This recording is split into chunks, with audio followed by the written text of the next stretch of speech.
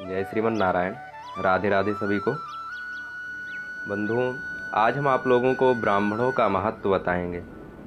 हमारे शास्त्रों एवं पुराणों में ब्राह्मणों का क्या महत्व बताया गया है, उस पर हम आज चर्चा करेंगे। सबसे पहले श्रीमद् भागवत जी के अनुसार आपको ब्राह्मणों का महत्व समझाएंगे। बंधुओं, श्रीमद् भागवत जी को तेनेयम वांगमयी मूर्ति, भगवान की वाणीमयी मूर्ति कही गई है। और इसी भागवत जी में लिखा हुआ है कि सर्वे वेदे इतिहासानाम सारम सारम समुद्धृतम। श्रीमद् भागवत जी में सभी वेद और पुराणों का सार सार ही है।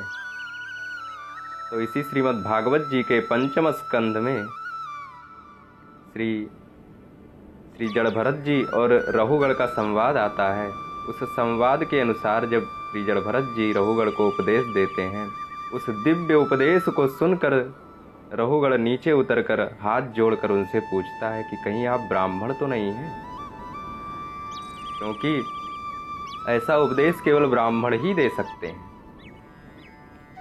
तो रहुगण कहता है, यदि आप ब्राह्मण हैं, क्योंकि मैं केवल ब्राह्मणों से ही डरता हूँ। रहुगण जो वहाँ पे वाक्य बोलता है, वो वाक्य है, नाहं विशंके सुरराज वज्रा न त्रक्षशूला न यमस्य दंडात् नाग्न्यर्कसोमा नीलवीतपास्त्रा शंके भृशं ब्रह्मकुलावमानात्। नाहं विशंके सुरराज वज्रान, ना तो मैं देवराज इंद्र के वज्र से डरता हूँ, न त्रक्षशूलान न यमस्य दंडात, और ना तो तीन आँख वाले भगवान शंकर के त्रिशूल से डरता हूँ, और ना ही काल के दंड से डरता हूँ। महाराज, मुझे यदि डर लगता है तो शंके भृशं ब्रह्मकुलावमानात्, मुझे यदि डर लगता है तो केवल ब्राह्मण कुल के अपमान से डर लगता है, क्योंकि ब्राह्मण यदि कुपित हो जाए तो वह केवल आपको ही नहीं अपितु आपके पूरे वंश का विनाश कर देता है। इसलिए हे महात्मन, कहीं आप ब्राह्मण तो नहीं हैं। इसी बात को श्री तुलसीदास जी श्री रामचरितमानस में लिखते हुए कहते हैं कि इंद्र कुलिस मम शूल विशाला काल दंड हरि चक्र कराला, जो इन्ह कर मारा नहीं मरई विप्रद्रोह पावक सो जरई। इंद्र कुलिश मम शूल विशाला, अर्थात इंद्र के वज्र, भगवान शंकर जी कहते हैं, जो इंद्र के वज्र और मम शूल विशाला, मेरा त्रिशूल, और काल के दंड और हरि चक्र कराला, भगवान श्री हरि के विकराल चक्र के मारे भी जो न मरता हो, वो विप्रद्रोह पावक सो जरई, विप्र के द्रोह रूपी अग्नि में भस्म हो जाता है। ये श्री तुलसीदास जी कहते हैं। तो ऐसा नहीं, आपको ब्राह्मणों का अपमान कभी नहीं करना चाहिए। ब्राह्मणों का हमेशा सम्मान करें, क्योंकि ब्राह्मण पूजनीय होते हैं। हमारे वेदों में लिखा हुआ है, ब्राह्मणों से मुखमासीद बाहु राजन्य कृतः, ब्रह्म का मुख ब्राह्मण है।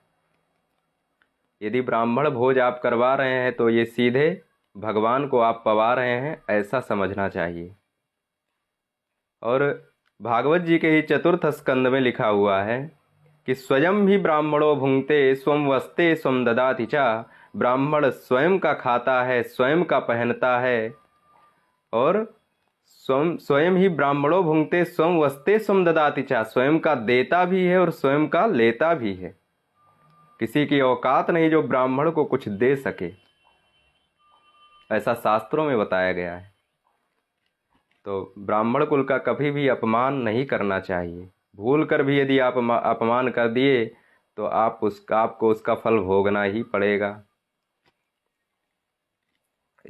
और हमारे शास्त्रों में एक और श्लोक आता है कि संध्यांते देव पूजान्ते भोजनान्ते तथैव च त्रिभिः पक्षे त्रिभिः मासे त्रिभिः वर्षेण सिद्ध्यति।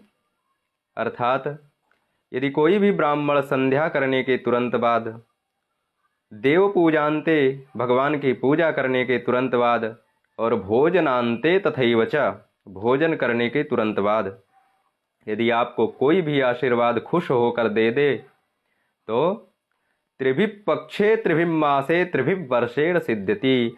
वह कोई भी आशीर्वाद हो या तो 3 पक्ष में या फिर 3 मास में या फिर 3 वर्ष में वो फल आपको अवश्य देगा। ये शास्त्रों का वाक्य है। तो ब्राह्मणों को हमेशा आप खुश करें, उनको हमेशा आप खुश रखें तो आपका कल्याण होने से कोई नहीं रोक सकता।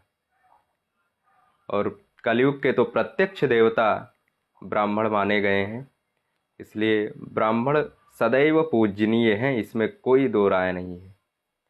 तुलसीदास जी इसीलिए लिखते हैं कि पूजहूँ विप्र सकल गुणहीना।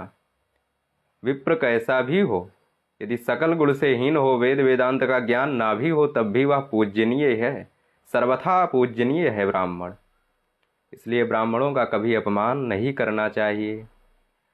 ऐसा आशा करता हूँ कि आप सब ध्यान रखेंगे कि हमसे भूल से भी ब्राह्मण कुल का अपमान ना हो। ठीक है। राधे राधे। जय श्रीमन नारायण।